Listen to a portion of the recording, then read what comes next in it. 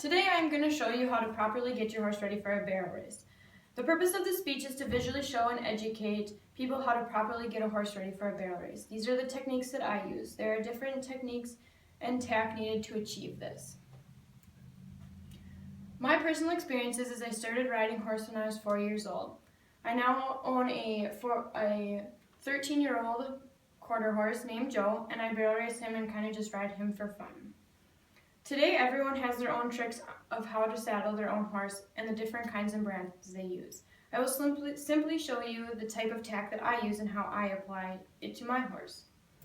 These are some of the things you'll need. This is just some different brands and this different tack. This is the same saddle that I use and the same saddle pad.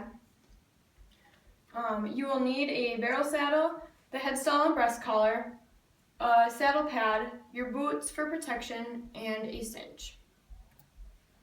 Cleaning your horse, you will want to make sure that there is no dirt or any rocks or anything on the back of them. Make sure where you're going to set your saddle that it is clean and so it doesn't bother them when you do put a saddle on them and are riding them.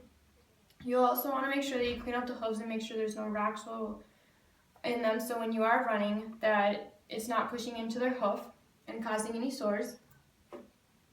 For leg care, I use splint boots, and that's what these ones are. They go on the hock and part of the upper leg, and they protect when the horse is running. They protect the front feet when the back are going up and catching on the back. The other boot that I use is the bell boot, and those are these little ones, and those go right underneath the splint boot to also protect the back legs from cutting the front legs. I also stretch my horse in all four legs before I do a barrel race just to make sure that his muscles are loose.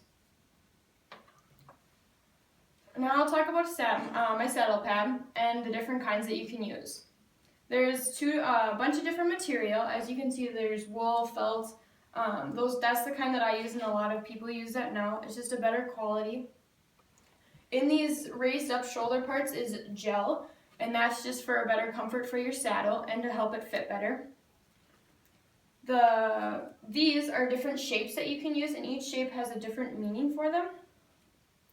This square one is a horse with a flat back. The round is short-backed horses.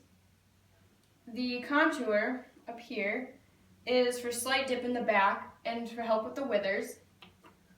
The round is short-backed horses. The Orthosport has breathable core, a second layer of padding for the shoulders, and that's what I use also. You can see up here.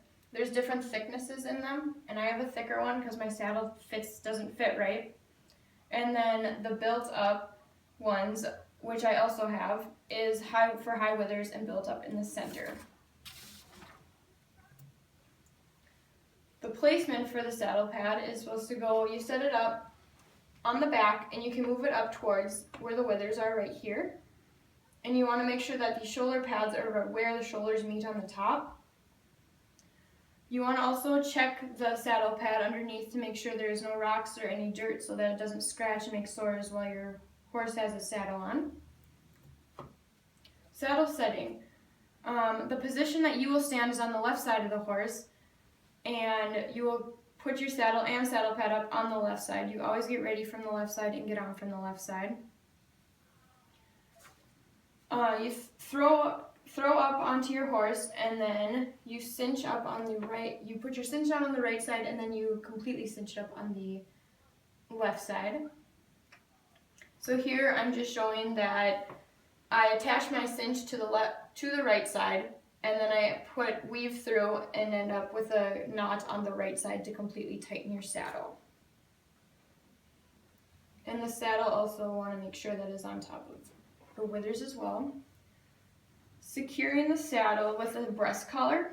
This is just to help in case your cinch gets loose and your saddle doesn't go completely over. This holds it in place on the top until you can get off and kind of resituate.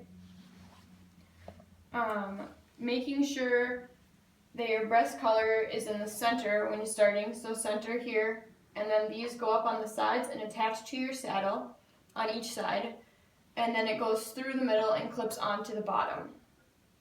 You want to make sure that the breast collar center strip is aligned with the center of this horse's stomach, and then hook it to the D-ring, which is on the bottom. The head stall and how to bridle. This is, first you put your halter around the neck, just to kind of keep them there unless your horse is completely fine with standing there.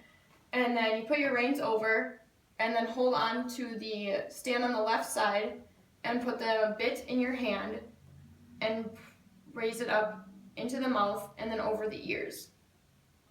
You want to then make sure that the halter or the head stall is adjusted to the size of the horse's face, so it's not pinching anything. And the bit, the way to adjust your bit is to make sure that there's 2 wrinkles. As you can see right here, there's 2 little wrinkles.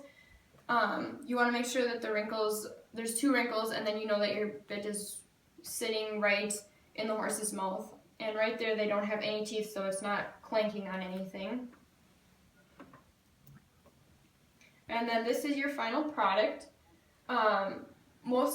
Also with the head stall, there's a throat latch on mine, and you want to make sure that that is secure at a point where it's not choking them, but you can fit like kind of your whole hand in the bottom.